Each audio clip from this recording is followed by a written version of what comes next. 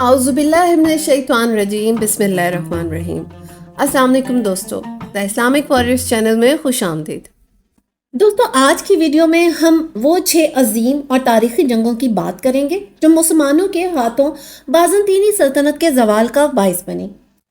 इस वीडियो में हम मुख्तसरन इन जंगी मारकों का तज़किरा करेंगे। याद रहे कि जिस वक्त नबी आखिरुज़्ज़मां हज़रत मोहम्मद मुस्तफ़ा सल्लल्लाहु अलैहि वसल्लम को नबूवत मिली, इस दौर में कुरून वस्ता में सिर्फ 2 ही बड़ी ताकतें थीं, मशरकी रोमी यानी बाज़ंतीनी सल्तनत और सासानी यानी पर्शियन एम्पायर।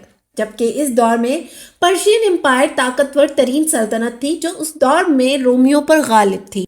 हज़रत अबू हुरैरा रज़ी अल्लाह ताला अन्हो से रवायत है कि नबी करीम मुस्तफ़ा सल्लल्लाहु अलैहि वसल्लम ने फरमाया, कसरा यानी ईरान का बादशाह बर्बादो हलाक हो गया, अब इसके बाद कोई कसरा नहीं आएगा। और कैसर यानी रोम का बादशाह भी हलाक व बर्बाद हो गया, और इसके बाद शाम में कोई कैसर बाकी ना रह जाएगा, और इनके ख़जाने अल्लाह के रास्ते में तकसीम होंगे। सही बुखारी हदीस नंबर 3027। दोस्तों, क्या आप जानते हैं कुरान पाक में एक सूरह अर-रोम है जिसकी शुरू की 5 आयतों का तर्जुमा बयान करती हूँ। इरशाद बारी ताला है कि मगलूब हो गए अहले रोम नज़दीक के मुल्क में, और वो अपने मगलूब होने के बाद अनकरीब गालिब आ जाएंगे चंद ही सालों में। अल्लाह ही का है हुक्म पहले भी और बाद में भी, और इस रोज़ खुश हो जाएंगे ईमान वाले अल्लाह की मदद से। वो मदद देता है जिसे वो चाहता है, और वही गालिब है, बड़ा मेहरबान है। इसकी वजाहत जामे तिर्मिज़ी की हदीस नंबर 3194 से होती है। कुरान करीम की तफसीर के बयान में सूरह रोम से बाज़ आयात की तफसीर नियार बिन मुकर्रम असलमी रज़ी अल्लाह ताला अन्हो कहते हैं कि जब सूरह रोम की आयत नंबर 2 से लेकर 4 तक नाजिल हुई, उस वक्त अहले फारिस रोम पर गालिब व काबिज थे, और मुसलमान चाहते थे कि रूमी इन पर गालिब आ जाएं, क्योंकि रूमी और मुसलमान दोनों ही अहले किताब थे। और इसी सिलसिले में आयत नंबर 5 भी नाजिल हुई। कुरैश चाहते थे कि अहले फारिस गालिब हों, क्योंकि वो और अहले फारिस दोनों ही ना तो अहले किताब थे और ना दोनों ही क़यामत पे ईमान रखते थे। जब अल्लाह ने ये आयत नाजिल फरमाई तो हज़रत अबू बकर सिद्दीक रज़ी अल्लाह ताला अन्हो मक्का के एतराफ़ में ऐलान करने निकल खड़े हुए। उन्होंने चीख चीख कर बाआवाज़ बुलंद ऐलान किया, और वो सूरह रोम की आयत पढ़ते थे जिनमें रोमी मगलूब हो गए ज़मीन में, वो मगलूब हो जाने के बाद चंद सालों में फिर गालिब आ जाएंगे। तो कुरैश के कुछ लोगों ने हज़रत अबू बकर सिद्दीक रज़ी अल्लाह ताला अन्हो से कहा, आओ हमारे और तुम्हारे दरमियान इस बात पर शर्त हो जाए। तुम्हारे साथी नबी सल्लल्लाहु अलैहि वसल्लम का ख्याल है कि रोमी फारसियों पर चंद सालों के अंदर अंदर गालिब आ जाएंगे। क्या ऐसा नहीं हो सकता कि हमसे इस बात पर शर्त लगा लें? उन्होंने कहा, क्यों नहीं, हम तैयार हैं। हज़रत अबू बकर सिद्दीक और मुशरिकीन दोनों ने शर्त लगा ली और शर्त का माल कहीं रखवा दिया।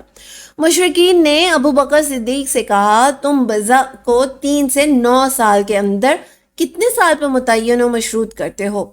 हमारे और अपने दरमियान बीच की एक मुद्दत मुतय्यन कर लो जिस पर फैसला हो जाए। रावी कहते हैं उन्होंने 6 साल की मुद्दत मुतय्यन की और मुकर्रर कर दी। रावी कहते हैं कि रोम के मुशरिकीन पर गालिब आने से पहले 6 साल गुजर गए तो मुशरिकीन ने अबू बकर के बतौर शर्त जमा कराए हुए माल को ले लिया। मगर जब 7वां साल शुरू हुआ और रूमी फारसियों पर गालिब आ गए तो मुसलमानों ने अबू बकर रज़ी अल्लाह ताला अन्हु पर नुक्ताचीनी की कि ये इनकी गलती थी कि 6 साल की मुद्दत मुतय्यन की, जबकि अल्लाह ताला ने बिज़ा सनीन कहा था, और बिज़ा 3 साल से 9 साल तक मुश्तमिल होता है। रावी कहते हैं कि इस पेशिनगोई के बरहक साबित होने पर बहुत सारे लोग ईमान ले आए। इमाम तिर्मिज़ी कहते हैं यह हदीस नियार बिन मुकर्रम की रवायत से हुस्न सही गरीब है। हम इसे सिर्फ अब्दुर्रहमान बिन अबू अज़्ज़मात की रवायत से ही जानते हैं। बताई गई आयतों और हदीस से ज़ाहिर होता है कि मुसलमान फारिस के मुकाबले रोमियों को फारिस पर गालिब देखना चाहते थे, क्योंकि वो अहले किताब हैं। तो क्या नबी अकरम मुस्तफ़ा सल्लल्लाहु अलैहि वसल्लम की बाज़ंतीनियों के साथ कोई जंग ना हुई? یا مشرقی رومیوں کا اہل کتاب ہونے کی وجہ سے نبی کریم صلی اللہ علیہ وآلہ وسلم کے دل میں ان کے لیے کوئی نرم گوشہ تھا۔ دوستو، حق و کفر کی جنگ کا آغاز تو اسی دن ہو گیا تھا جب آگ سے بنے ابلیس نے اللہ کے حکم کا انکار کرتے ہوئے تکبر میں چور ہو کر مٹی سے بنے آدم کو سجدہ کرنے سے انکار کیا تھا۔ یہ حق و باطل کی جنگ کا نکارہ تو اسی دن ہی بچ گیا تھا، جس کی وجہ سے روز اول سے آج تک بنی نوع انسان شیطانی چالوں کا مقابلہ کر رہے ہیں۔ اسی وجہ سے اللہ تعالیٰ نے گاہے بگاہے نبی اور پیغمبر دنیا میں بھیجے جو بنی نوع انسان کو حق کا راستہ بتلاتے رہے۔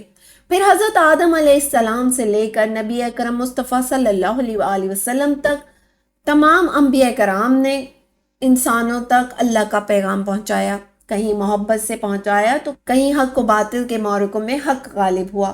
پھر چاہے وہ نمرود تھا یا فرعون، اللہ کا دین سب پر غالب آیا۔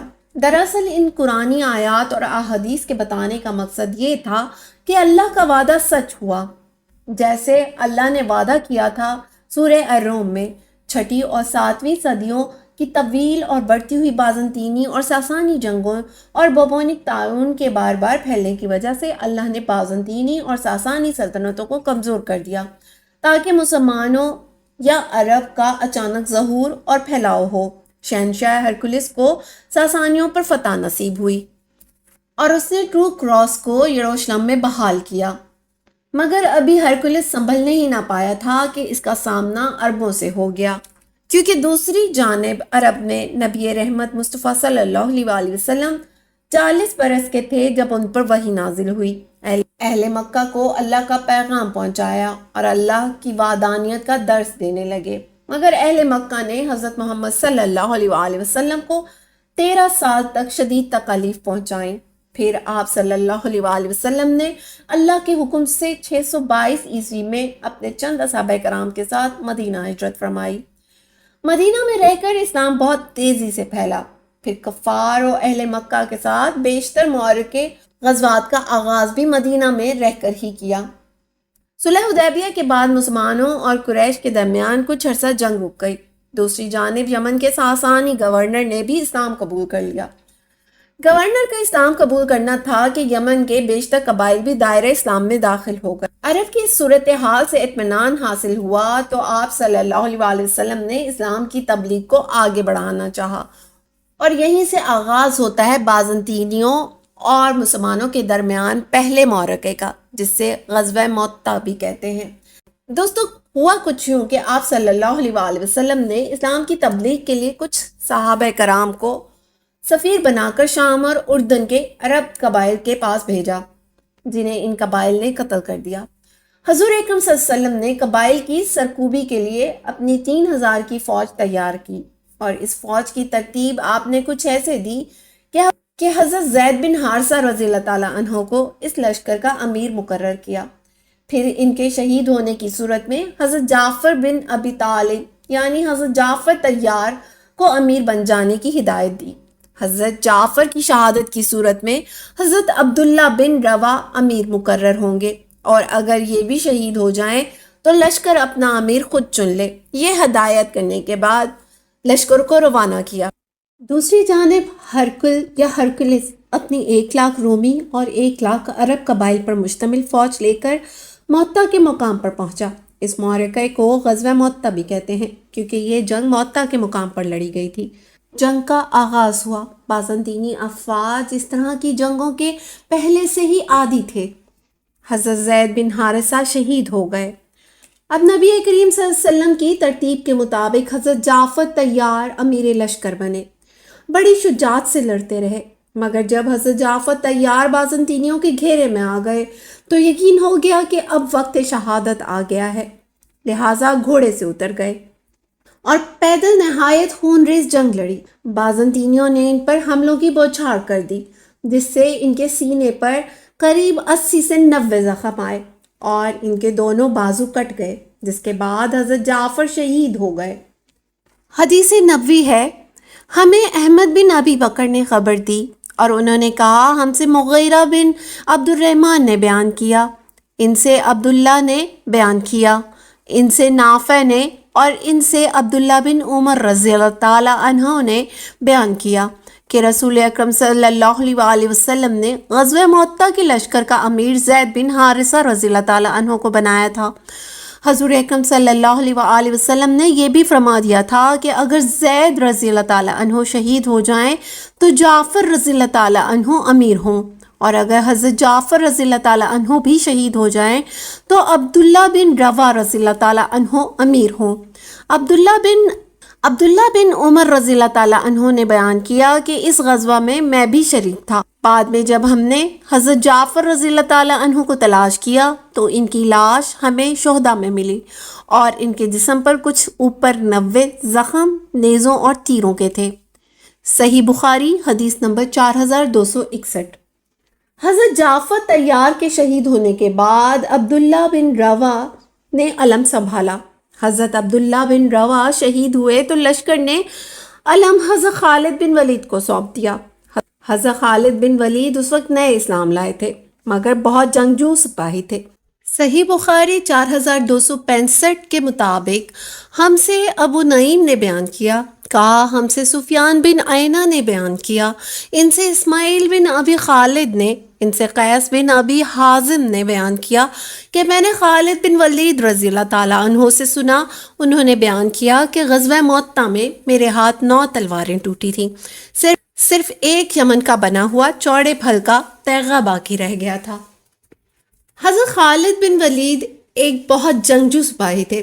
انہوں نے اپنے ایک گروہ کو پہاڑ کی اوٹ میں بھیج دیا کہ صبح ہو تو نئے جھنڈوں کے ساتھ گرد اڑاتے ہوئے پیچھے سے اسلامی فوج میں شامل ہوں۔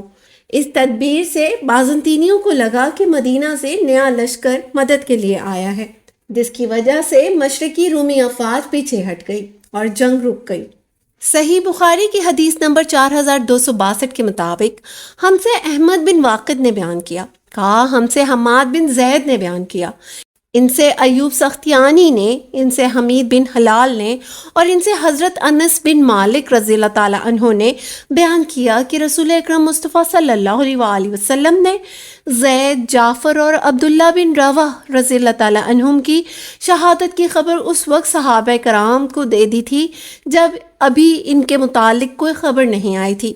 آپ فرماتے جا رہے تھے کہ اب زید رضی اللہ تعالیٰ عنہ جھنڈا اٹھائے ہوئے ہیں، اب وہ شہید کر دیے گئے، اب جعفر رضی اللہ تعالیٰ عنہ نے جھنڈا اٹھا لیا ہے، وہ بھی شہید کر دیے گئے، اب ابن رواح رضی اللہ تعالیٰ عنہ نے جھنڈا اٹھا لیا، وہ بھی شہید کر دیے گئے۔ حضرت مصطفیٰ صلی اللہ علیہ وسلم کی آنکھوں سے آنسو جاری تھے۔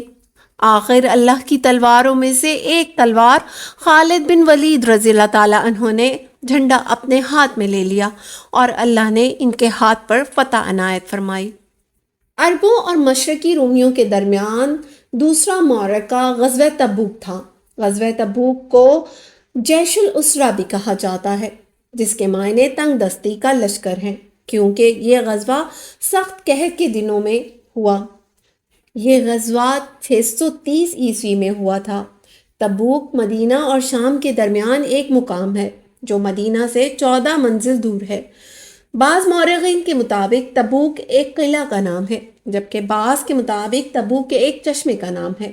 جنگ معطہ میں شکست کے بعد قیصر روم یعنی ہرکلس نے مسلمانوں کو شکست دینے کے لیے شام کی سرحد کے قریب فوجی تیاریاں شروع کر دیں۔ اس نے اپنے ماتحت غسانی اور دوسرے عرب قبائل کی افواج بھی جمع کی۔ حضور اکرم مصطفیٰ صلی اللہ علیہ وسلم اس کی ان فوجی تیاریوں سے بے خبر نہ رہ سکے، چنانچہ آپ صلی اللہ علیہ وسلم نے اپنے 30,000 مجاہدین، جن میں سے 10,000 سوار شامل تھے، کو لے کر شام کی سرحد پر پہنچے۔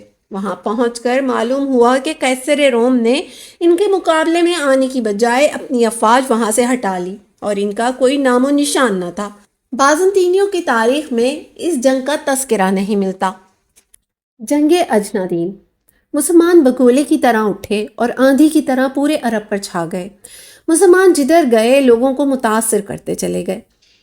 632 عیسوی میں نبی کریم مصطفیٰ صلی اللہ علیہ وسلم کی وفات کے بعد خلیفہ اول حضرت ابوبکر صدیق رضی اللہ تعالیٰ عنہ کے دور خلافت میں پورے جزیرہ نما عرب پر مسلمانوں کی ایک طاقتور مسلم ریاست کا استحکام ہوا۔ یہ وہ دور تھا جب مسلمانوں کا رخ بلاد شام کی طرف تھا۔ جو سلطنت روم کا مضبوط گڑھ تھا، اور کیسر روم ہرکولس یہ نہ چاہتا تھا کہ مسلمان اس سرزمین پر ایک بھی قدم رکھیں، مگر 13 ہجری یعنی 30 جولائی 634 عیسوی میں جنگ یرموک سے 2 سال قبل مشرقی رومیوں یعنی بازنطینیوں اور مسلمانوں کے درمیان حق و باطل کا یہ معرکہ اجنادین کے مقام پر لڑا گیا۔ 634 عیسوی کے اوائل سے ہی اسلامی فوج کے کئی لشکر عرب کے مختلف علاقوں میں جہاد میں مصروف تھے۔ حضرت مصنع بن حارث ایران میں، حضرت خالد بن ولید عراق میں، حضرت ابو عبیدہ بن جرہ وادی اسد کے مشرقی علاقے میں، حضرت شرجیل بن حسنہ وادی اردن میں، حضرت یزید بن ابو سفیان جنوبی فلسطین میں، اور حضرت عمرو بن العاص مغربی فلسطین میں جہاد میں مصروف تھے۔ مسلمان لشکر کی کم تعداد ہونے کے باوجود مسلمان رومیوں کو پسپا کرنے میں کامیاب ہو رہے تھے۔ اسی وجہ سے کیسر روم نے مسلمانوں کو سبق سکھانے کے لیے ایک شاندار لشکر تیار کیا، اور اس نے مسلمانوں کو شکست دینے کے لیے خطرناک منصوبہ بنایا۔ خلیفہ اول حضرت ابو بکر صدیق رضی اللہ تعالیٰ عنہ کیسر روم کے منصوبے کو بھانپ چکے تھے اور جانتے تھے کہ مدینہ سے کوئی بھی امداد اتنی جلدی اجنادین میں موجود اسلامی لشکر کی مدد کے لیے نہیں پہنچ سکتی۔ لہٰذا انہوں نے حضرت خالد بن ولید کو عراق میں حکم بھیجا کہ وہ فوراً شام میں اسلامی فوج کی سپہ سالاری سنبھالیں۔ اجنادین کی جنگ میں حضرت ابو عبیدہ رضی اللہ تعالیٰ عنہ، حضرت عبد الرحمن، حضرت شرجیل بن حسنہ، حضرت معاذ بن جبل، حضرت سعید بن عامر، حضرت عمرو بن العاص جیسے جلیل القدر صحابہ موجود تھے۔ حضرت خالد بن ولید نے بازنطینیوں کا زور توڑنے کے لیے انفرادی لڑائی میں 2 رومی سرداروں کو قتل کیا۔ اس کے علاوہ حضرت زرار بن ازوار رضی اللہ تعالیٰ عنہ اپنے مخصوص انداز میں رومی لشکر پر جھپٹ پڑے، جس سے رومی لشکر کا خاصا نقصان ہوا۔ ادھر رومی لشکر کا سپہ سالار وردان حضرت خالد بن ولید کو قید کرنا چاہتا تھا، جس کا اندازہ حضرت خالد بن ولید کو پہلے ہی ہو گیا تھا، اور ان کے حکم پر حضرت زرار بن ازوار نے وردان کو قتل کر دیا، جبکہ رومی لشکر کا دوسرا سپہ سالار تھیوڈر جو کہ ہرکولس کا بھائی تھا اپنی ہاری ہوئی فوج کو لے کر فرار ہو گیا۔ اس جنگ میں مسلمانوں کے 450 مجاہد شہید ہوئے، جبکہ 50,000 رومی مارے گئے اور بڑی تعداد میں قیدی بھی بنائے گئے۔ رومیوں کا چھوڑا ہوا بے شمار اسلحہ اور سامان رست مسلمانوں کو آئندہ جنگوں میں کام آیا۔ جنگ یرموک مسلمانوں کے لیے ایک تاریخی حیثیت رکھتی ہے۔ یہ 6 دنوں کی فیصلہ کن جنگ 15 اگست سے 20 اگست 636 عیسوی تک لڑی گئی۔ 15 سے 20 اگست دنیا بھر کے مسلمانوں کے لیے بہت اہمیت کا حامل ہے۔ 20 اگست کا دن بہت ہی اہم اور فیصلہ کن تھا۔ اس دن کی جرت اور شجاعت کی تاریخ میں مثال نہیں ملتی، کیونکہ اس فتح کے بعد مزید فتوحات حاصل کرنا اور اسلامی سلطنت کو وسیع سے وسیع تر کرنا بہت آسان ہو گیا تھا۔ اردن میں یرموک نام کا ایک دریا ہے، جہاں پر مسلمانوں اور رومی فوجوں کے درمیان میں شدید جنگ چھڑ گئی تھی۔ رومیوں نے چونکہ مسلمانوں کے ہاتھوں لگاتار شکستیں کھائی تھیں اور شامات سے ہٹنے کے لیے مجبور ہوئے تھے، اس لیے یہ اس کوشش میں لگے ہوئے تھے کہ مسلمانوں کے خلاف ایک عظیم جنگ لڑ کر انتقام لیں، اور اس بار 8 لاکھ فوجی قوت کو اکٹھا کر کے اور ایک روایت کے مطابق 10 لاکھ نفوس پر مشتمل لشکر کو یرموک کے میدان میں مسلمانوں کے مد مقابل لا کھڑا کیا گیا۔ صف بستہ تھے عرب کے جوانان تیغ بند، تھی منتظر حنا کی عروس زمین شام۔ میدان یرموک میں سلطنت روم کے لشکر کی پچھلی طرف سے ایک شخص نکلتا ہوا نظر آیا، بظاہر جس کی حالت خراب لگ رہی تھی، لیکن اصل میں وہ مخبر تھا۔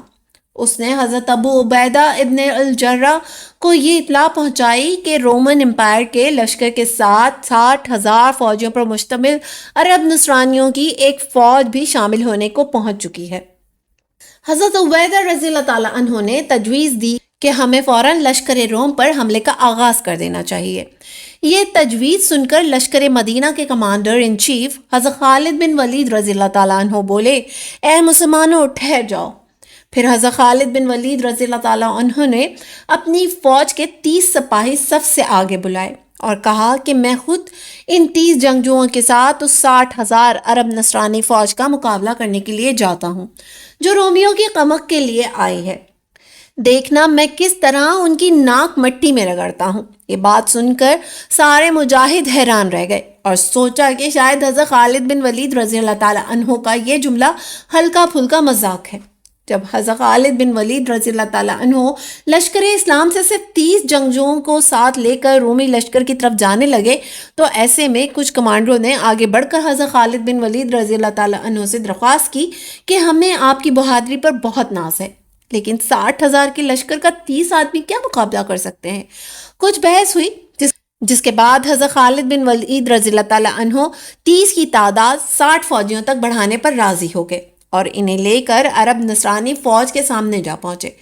میدان یرموک سے دنیا کی عسکری تاریخ نے پہلی بار یہ عجیب اور دل دہلا دینے والے مناظر دیکھے کہ ایک طرف صرف 60 فوجیوں پر مشتمل لشکر ہے اور دوسری طرف 60,000 کا رومی لشکر۔ اس کا مطلب یہ ہوا کہ ہر 1,000 نصرانی کا مقابلہ کرنے کے لیے صرف ایک مسلمان مجاہد جنگ کرنے کے لیے نکلا ہے۔ نصرانی فوج کے سردار جبلہ بن اہم غسانی نے بڑی حیرانی سے دیکھا کہ مسلمانوں کا ایک چھوٹا سا گروہ اس کے لشکر کے قریب آ پہنچا ہے۔ نصرانی کمانڈر نے سوچا شاید اتنی بڑی فوج دیکھ کر مسلمان ڈر گئے ہیں اور مقابلے کے بجائے صلح کرنے کے لیے ان کے نمائندے سامنے آ گئے ہیں۔ جبلہ بن اہم غسانی نے اپنے ساتھیوں کو کہا، خالد بن ولید رضی اللہ تعالیٰ عنہ کو آگے آنے دو، میں اس سے کہتا ہوں کہ آج میں اس کی نہیں بلکہ اپنی شرائط پہ صلح کروں گا۔ حضرت خالد بن ولید رضی اللہ تعالیٰ عنہ نے نصرانی کمانڈر کو جواب دیا، ہم صلح کی گفتگو کرنے کے لیے نہیں آئے، ہم تجھ سے جنگ لڑنے کے لیے آئے ہیں۔ عرب دستور کے مطابق جبلہ بن اہم بولا، ہم سے لڑنا ہے تو جاؤ اپنا لشکر ساتھ لے کر آؤ، میں نہیں چاہتا کہ عرب کی مائیں مجھے تان نہ دے کہ دیکھو جبلہ بن اہم نے 60,000 کا لشکر لے کے صرف 60 آدمیوں پر چڑھائی کر دی۔ اپنی بات مکمل کر کے حضرت خالد بن ولید رضی اللہ تعالیٰ عنہ نے اپنے ساتھیوں زرار بن ازور رضی اللہ تعالیٰ عنہ، زبیر بن عوام رضی اللہ تعالیٰ عنہ، عبداللہ بن عمر رضی اللہ تعالیٰ عنہ، فضل ابن عباس رضی اللہ تعالیٰ عنہ اور عبد الرحمن بن ابی بکر رضی اللہ تعالیٰ عنہ کے ساتھ اپنے گھوڑے ایک حصار کی صورت میں لا لیے اور جبلہ بن اہم کو خالد بن ولید رضی اللہ تعالیٰ عنہ نے للکار کر کہا، ہمارا ایک مرد تیرے 1,000 کے برابر ہے، تو حملہ کر کے دیکھ ہم تیرا کیا حشر کرتے ہیں، اللہ ہمارے ساتھ ہے۔ جبلہ بن اہم یہ سنتے ہی غصے سے پاگل ہو گیا اور اس نے اپنے لشکر کو 60 مجاہدوں پر ٹوٹ پڑنے کا حکم دیا۔ یرموک کے میدان سے تاریخ نے یہ حیران کن منظر دیکھا کہ جب نصرانی لشکر نے 60 مجاہدوں کو چاروں طرف سے گھیرے میں لے لیا تھا تو ایسے لگتا تھا جیسے یہ سمندر ان کو بہا کر لے جائے گا، لیکن اللہ کے ان شیر دل اور جری مجاہدوں نے اس سیلاب کو روک کے رکھا، اپنی برق رفتار تلواروں سے دشمن کو پاس نہ آنے دیا۔ یہ مجاہد تکبیر کا نعرہ بلند کر کے ایک دوسرے کو جوش دلاتے اور خود اپنے ساتھیوں کو دشمن کے وار سے بچاتے اور دشمن پر نشانہ لگاتے رہتے۔ یوں جنگ یرموک کے پہلے معرکے کے دوران صبح سے شام ہو گئی، دشمن کے سپاہی نڈھال ہوتے گئے لیکن 60 مجاہد تازہ دم لگ رہے تھے۔ شام تک حضرت ابو عبیدہ رضی اللہ تعالیٰ عنہ کو کچھ خبر نہ آئی تو لشکر کو حملے کا حکم دینے کا ارادہ کیا۔ ساتھیوں نے کہا، حضرت ابو عبیدہ رضی اللہ تعالیٰ عنہ ابھی رک جائیے، ہمیں اللہ کے فیصلے کا انتظار کرنا چاہیے، اللہ جو سب پر غالب ہے۔ تھوڑی دیر بعد ہی جبلہ کا لشکر پیٹ دکھا کر ایسے بھاگا جیسے کسی آسمانی مخلوق نے اسے ڈرایا ہو۔ میدان جنگ سے بھاگنے والوں میں جبلہ بن اہم سب سے آگے تھا۔ یرموک کے اولین معرکے میں 10 مسلمان مجاہدوں نے جام شہادت نوش کیا اور 5 مجاہدین مجروح ہو کر قیدی ہو گئے۔ عرب تاریخ دانوں نے حضرت خالد بن ولید رضی اللہ تعالیٰ عنہ سمیت ان 15 مجاہدین کی بلند آواز میں فتح کے نعرے ان لفظوں میں بتائے ہیں، لا الہ الا اللہ وحدہ لا شریک لہ لہ الملک ولہ الحمد وہو علی کل شیء قدیر۔ مسلمان فوجیوں کا دوسرا حصہ سعید بن عامر رضی اللہ تعالیٰ عنہ کی قیادت میں رومی فوجیوں سے شدید جنگ کرنے لگا۔ اس دوران ہزاروں رومی فوجی ہلاک ہو گئے اور لاتعداد رومیوں کو قیدی بنا لیا گیا۔ اس طرح نصرانیوں کے بعد رومی فوج بھی میدان یرموک سے پسپا ہو گئی۔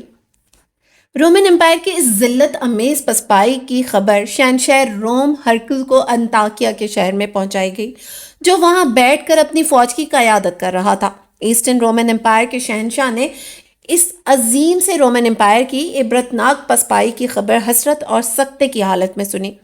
ہرکل تخت سے اٹھا اور اپنے گھوڑے کی طرف بڑھتے ہوئے یہ جملے ادا کیے، الوداع اے سرزمین شام، کیسی خوبصورت سرزمین دشمنوں کے حوالے ہو گئی۔ اس زمانے کی سرزمین شام موجودہ بہت سے ملکوں کا مجموعہ تھا اور اسے بلاد الشام کے نام سے پکارا جاتا تھا۔ ہرکل انطاکیہ شہر سے فرار ہو کر قسطنطنیہ یعنی استنبول چلا گیا، جہاں رومن امپائر کے اقتدار کا آخری سورج بھی غروب ہو رہا تھا۔